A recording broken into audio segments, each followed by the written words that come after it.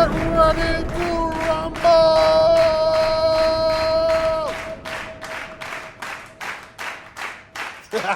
I started everything on Instagram. Social media is so important when you're an artist.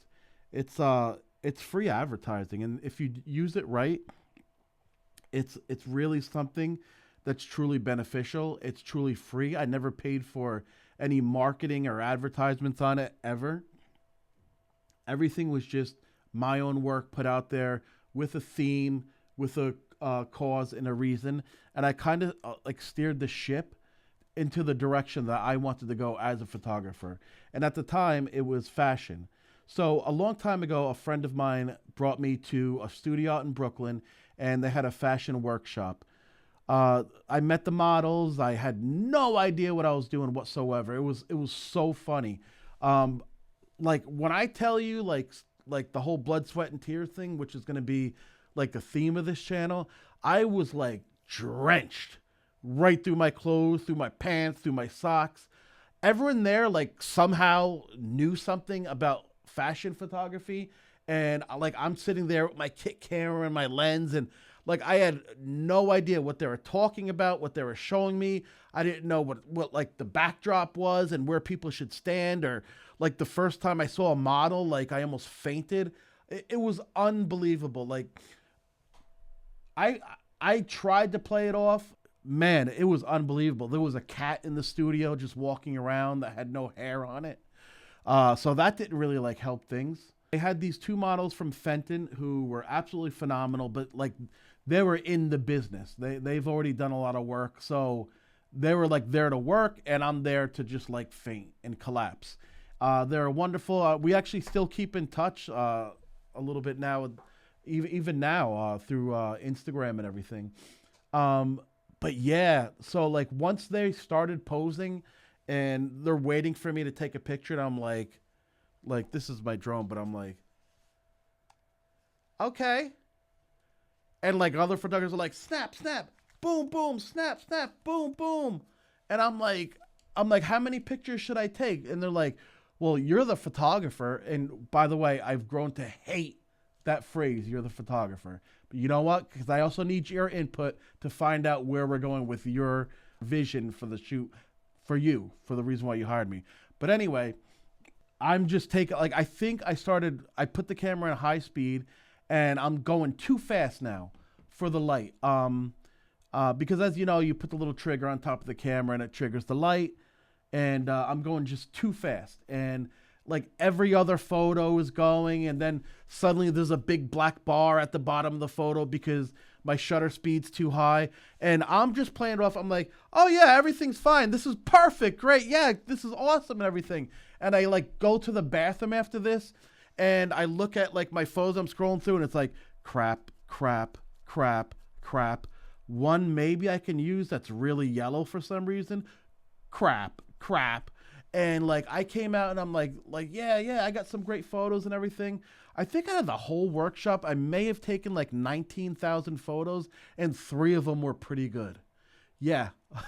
I mean, that was my start. I didn't have like any like schooling or anything. Everything was on YouTube, trial and error. I'm a big fan of just jumping in and getting your feet wet, working things out as you go. I think that's the best way to learn.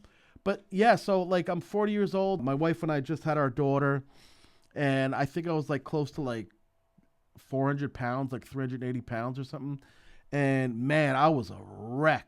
So I started posting those on Instagram, and I started getting messages from people that were starting out as models, and they're like, hey, let's shoot. And, or they would say like, I forgot the other thing. It's like a trade shoot, like portfolio shoot. And I'm like, okay, it'll be $50. They're like, no, it's trade. And I'm like, I have no idea what anyone's talking about. So I soon realized like, it's like their time for the photos and everything. And I would meet up with these randos like out in Brooklyn and Queens. I met some people on a rooftop in Bed-Stuy, and it was like negative 12 degrees out.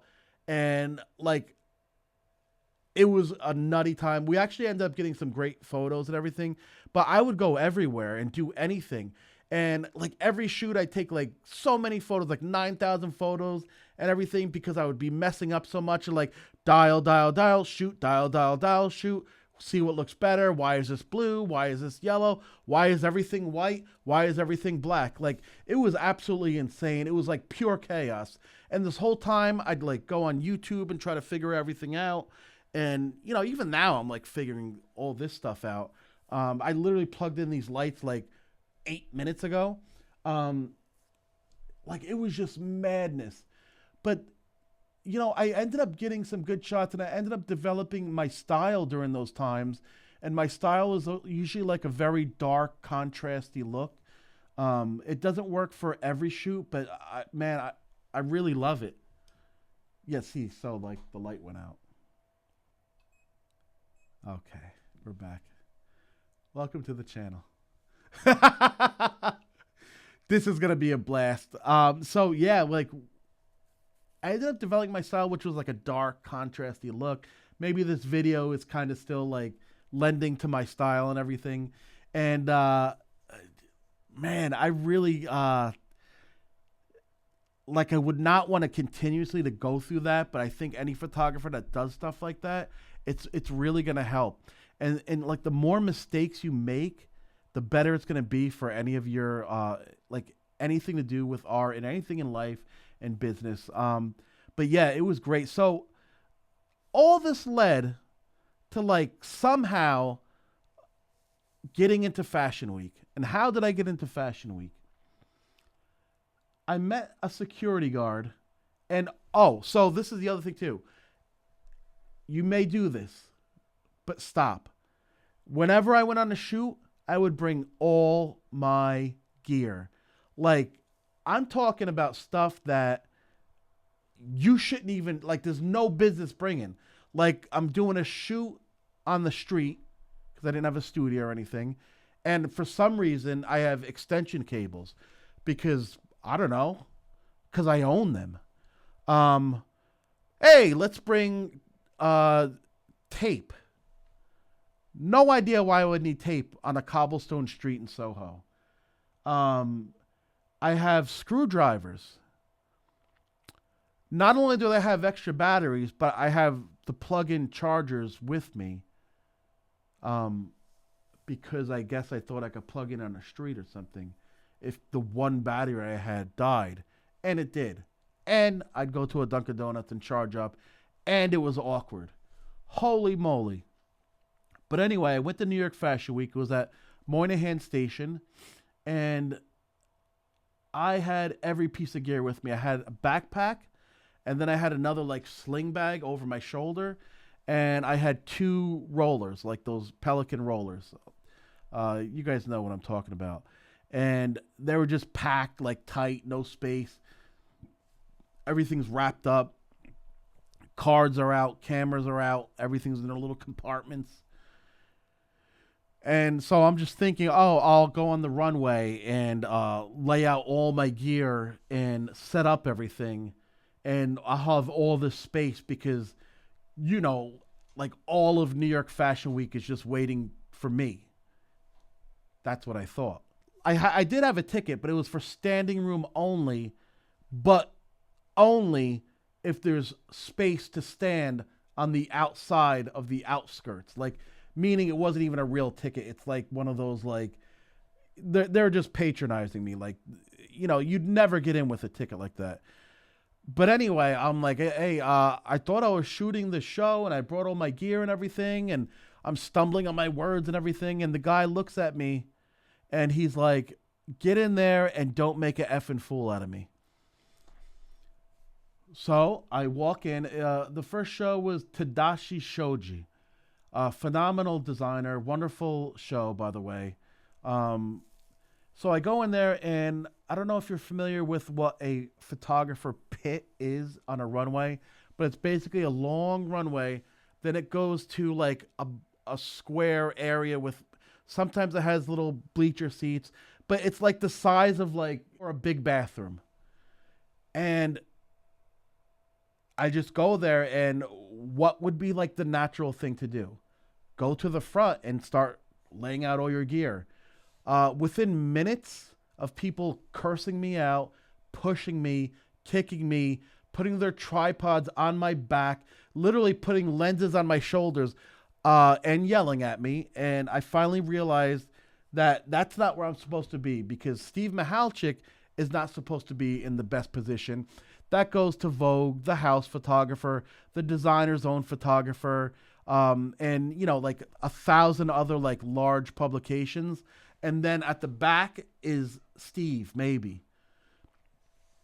So I get there, and I think it was a news channel, maybe like, I forgot what news channel it was, but they were covering the event, and they had one of those large like video tripod stands that have the steps where the guy can go up. And he literally like collared me, like pulled me, and he's like, get under the tripod and don't effing move. So I'm there, like this gorilla in a cage. Like, imagine like Donkey Kong in like a little bamboo thing, like, ooh. And I have my kit lens, and the lens is super wide angle. Like, for some reason, I had like, I think it may have been like, it was wider than 35 millimeter. But anyway, so I'm like realizing, okay, I'm switching lens, put on my other like $14 zoom lens, boom. It's like the worst quality. The aperture is at like 9.2. You can't see anything. And somehow I squeezed out some photos. The designer loved the photos. And so here's the magic part. I'm going to put this picture up so you could see in a minute. Turns out Paris Hilton was at the show. And she was in the audience, and everyone was crowding her, and her security was like trying to like maneuver her like around. So what I did was grab all my stuff, 9,000 items, extension cords, my MacBook for some reason, grab all my stuff, and closed everything, all the other loose stuff, and ran outside. And I'm like, what I'm going to do is I'm going to position myself so when she comes out, I'm going to be the first thing she sees. And then once she gets a load of me, I'll get my shot. So I go out, wait for her. She comes out, and it's unbelievable. She must have realized I was like, the slime that I was at the time as far as a photographer. And she just came up and posed like that. I'll put the picture up like that. And guess what? My camera was like, all the settings were still for inside. So it's like just white, boom. Quickly pulled out my phone, took some shots, and then shuffled around the dials on the camera and got a shot. And so here's the shot. Take a look at it. She did not have to stay there the extra few seconds while I like fumbled around on like how to take a picture and everything, but she did. And for that reason, I'll never, ever, ever say anything bad about her, because I feel like, honestly, at that moment she realized I was a bumbling idiot, and she threw me like a little crumb. And believe you me, that crumb, I posted all over, and I gained like more attention, and it's just unbelievable. So that little post she did for me really made a big difference. And when I posted that, like the next season, I was invited to much more events and everything, and much more Fashion Week events, like real invites. My buddy and I call them hard invites. Like, you're really allowed in the building, and you're really allowed to be in the pit. And fast forward, I ended up going to a show called The Affair, which I got to put a link for this designer. They're phenomenal. Very, very edgy, but phenomenal. And Paris Hilton was like the grand marshal of this show. She was the last one to come out. So was like Teyana Taylor, and there was some other models from shows and everything. It was so awesome. But anyway, so I ended up shooting her for real that day, and her agency contacted me and said that I emailed them back and sent a picture. Do I have any picture? Because they knew I was there and everything, because I was on the list for the photographers. And it was just so surreal. And I'll put that picture up too. So this is the picture from the New York Fashion Week show, The Affair.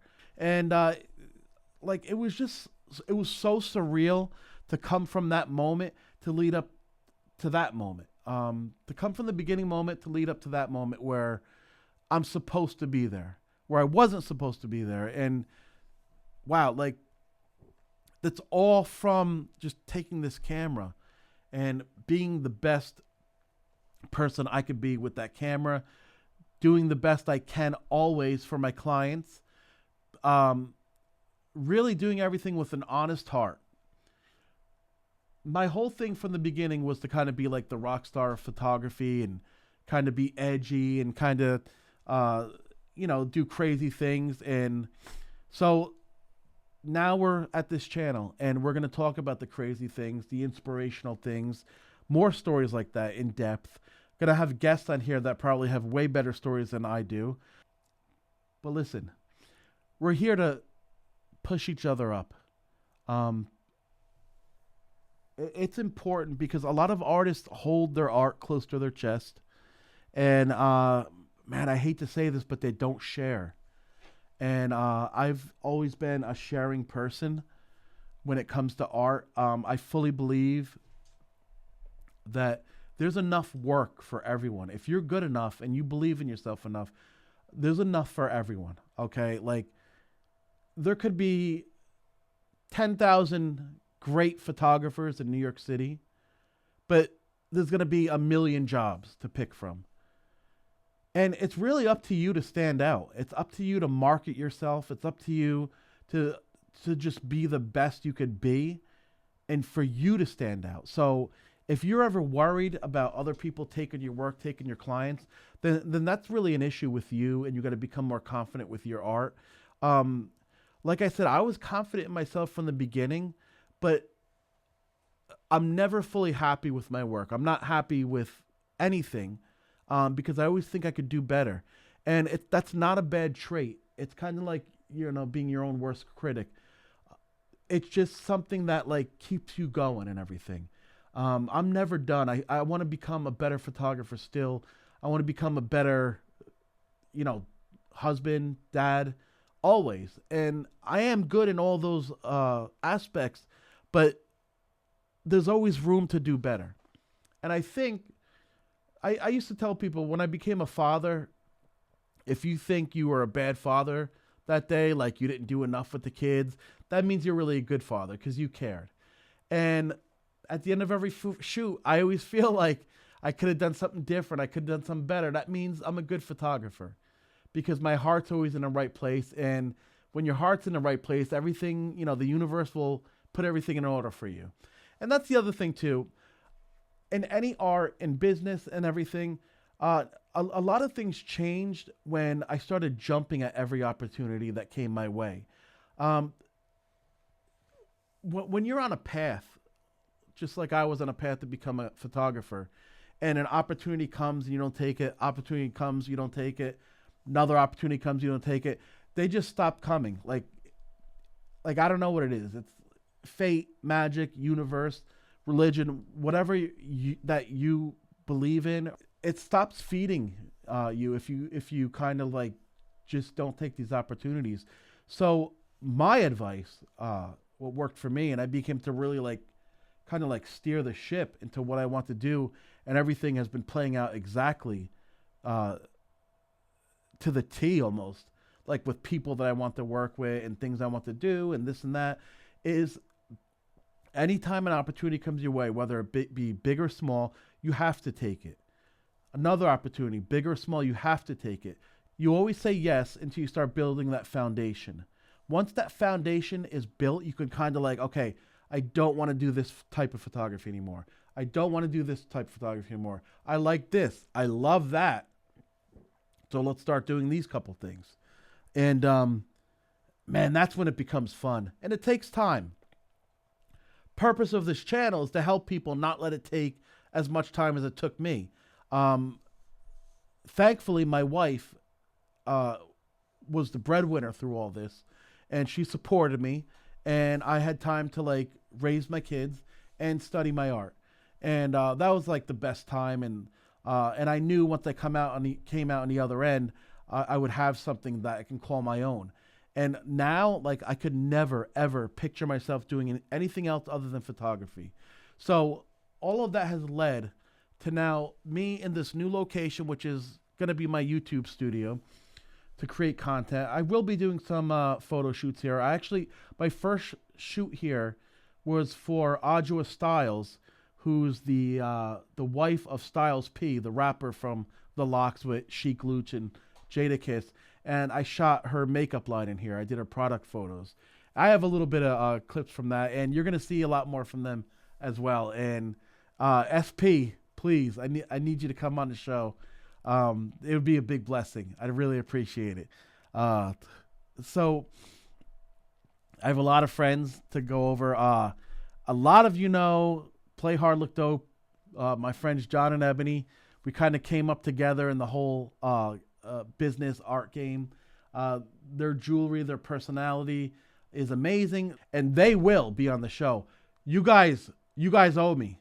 You'll be on the show, and you'll love them, and you probably know them. Check them out on TikTok. They kill on TikTok. It's Play Hard Look Dope. John and Ebony, just put those in, and you'll see.